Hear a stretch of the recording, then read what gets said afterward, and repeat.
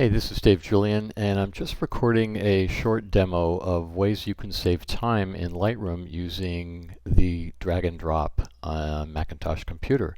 I'm not sure how this works in Windows. I have not owned one to try it, but here's just a couple ways I've saved time using drag and drop when importing in Lightroom or moving things from Lightroom to the desktop, exporting for printing, or just getting images in and out of Photoshop.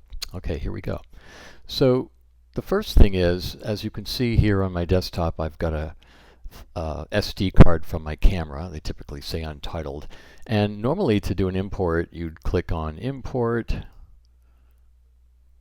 and then you would navigate to whatever drive or card you want to import from, which is pretty straightforward, right? But I'm not sure how many of you know that you can also simply take your drive or your camera card in this case and just drag it into the Lightroom window. See this green plus sign? That is Apple's way of saying you're going to add something to whatever software you see that in. I drag and drop, and now there's my card. There are the photos in it, and that was as easy as it was. I'm going to hit cancel now. Another thing you can do within Lightroom that a lot of people don't know is if you take a photograph, and let's say I want to take this, I'll just pick one here. I will take this TIFF here. Okay, this is a TIFF file that I made in Lightroom in order to print this photograph. If I want to take that out of Lightroom really quickly without even going to export, assuming that this is the finished TIFF, or JPEG, or whatever you want, you can just drag it from the thumbnail right onto your desktop. And it makes a copy of that file, not moving the original. So that's another way that you can quickly move things out of Lightroom.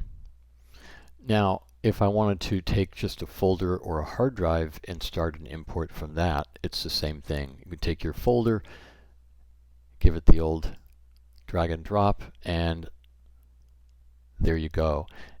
And now one thing that you do have to notice is that when you drag a folder in, no matter what kind of file type it is, the default up here, copy as DNG, may be whatever you last did during an import.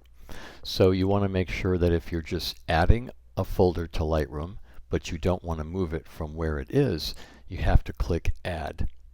Most people are moving the contents from a folder elsewhere into the computer through Lightroom. So you would use Move or Copy. So just be aware of the differences here, and obviously you can look up the differences between those, but make your move smart as you do it. And of course, always look at the options during your import to make sure that wherever you're putting your images, you know where they are. Okay, I'm going to hit cancel on that. One last thing I want to show you is to move images from Lightroom that are fully developed DNGs or TIFFs.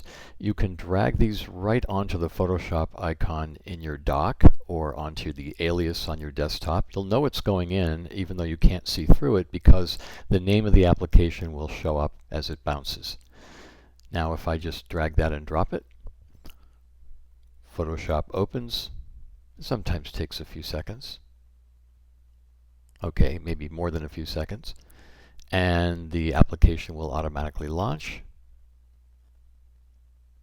Now it may not fit within the recording window that I've specified here, but you'll see what I'm talking about in just a few seconds when it opens. There it is. So there it has opened up in Photoshop.